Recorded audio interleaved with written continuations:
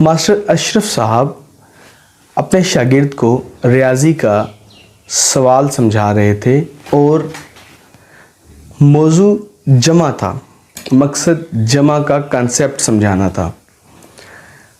Master साहब ने उस बच्चे की तख्ती पर पहले कुछ सवालात उसको समझाए और जब उन्होंने ये देखा कि अब बच्चे को बात समझ आना शुरू हो गई है तो उन्होंने क्रॉस चेकिंग के लिए ज़बानी सवालात पूछना शुरू किए।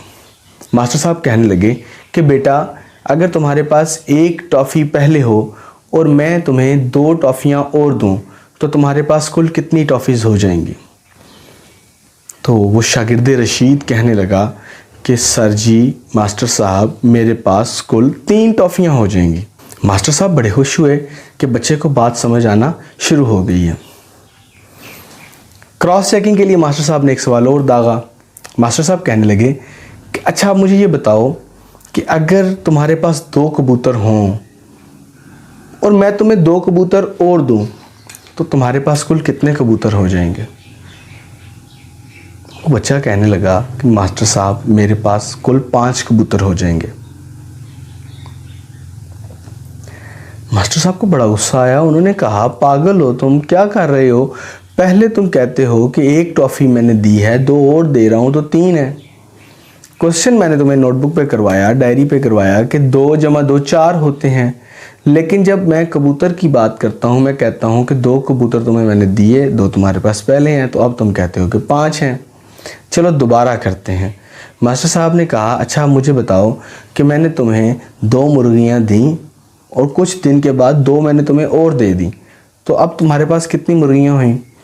तो वो बच्चा कहने लगा कि मास्टर साहब, मेरे पास मुर्गियाँ जो हैं अब 4 हो गई हैं। तो मास्टर साहब बड़े खुश हुए और उन्होंने कहा कि अच्छा, अब बताओ कि 2 कबूतर मैंने तुम्हें पहले दिए थे, 2 मैं तुम्हें अब दे रहा हूँ, कुल कितने कबूतर हुए? तो वो बच्चा कहने लगा कि मास्टर साहब, कुल मेरे पास 5 कबूतर हुए। मास्टर साहब सटपटा कर बैठ गए और सर पकड़ कर बैठ गए। कहने लगे कि अबे, दिमाग तुम्हारा ख़राब है, क्या चक्कर है? मुर्गियाँ 2 और 2 जो हैं वो 4 होती हैं, कबूतर तुम कहते हो 2 और 2 5 होते हैं। तो वो कहने लगा कि नहीं, ऐसा नहीं है, मसला ये है कि 1 कबूतर मेरे पास पहले से मौजूद है, तो उसको मिला के कुल मेरे पास 5 हो जाएंगे। आप पूछते हैं तुम्हारे पास कितने हो गए, तो 2 पहले थे, 2 आपने दिए, तो 1 मेरे पास अपना भी तो है ना, तो वो मिला के मैं आपको 5 बता रहा हूँ। तो ये तो एक था मामूली सा लतीफ़ा। इससे हमें सबक ये मिलता है, मैं आपको बात ये समझाना चाह रहा था कि बहुत से मामलात हमारे घरों में, हमारे माशरे में ऐसे नज़र आते हैं कि जब बहस शुरू हो जाती है तो वो हल होने का नाम नहीं लेती। हमारा मसला किसी जानिब लगने का सवाल ही पैदा नहीं होता और हम हर मुमकिन कोशिश कर बैठते हैं, लेकिन हमारे मसाइल हल नहीं होते। उसकी वजह ये होती है कि हम सब ने अपना अपना 5वां कबूतर कहीं ना कहीं पर रखा होता है। हम सब ये चाह रहे होते हैं कि मेरे सामने बैठ के जो शख्स मुझसे बहस कर रहा है उसकी ज़बान उसकी हो, लेकिन उसकी ज़बान से अल्फाज मेरे निकलें, तो ऐसा मुमकिन नहीं है। हम सब के गुमान में कहीं ना कहीं, हम सब के वहम में, हम सब की ख्वाहिशात में ये शामिल होता है कि सामने बैठा हुआ बंदा जो मुझसे बहस कर रहा है, ज़बान वो अपनी इस्तेमाल करे लेकिन लफ्ज़ मेरे हों। तो ऐसा मुमकिन नहीं है, क्योंकि अगर आपके पास अपना 5वां कबूतर है, अगर आपके पास अपनी सोच है, अपनी राय है, अपने ख़यालात हैं, अपने एहसासात हैं, तो सामने वाले शख्स के पास भी अपना 5वां कबूतर मौजूद है, उसकी भी अपनी सोच है, अपनी राय है, अपने एहसासात हैं।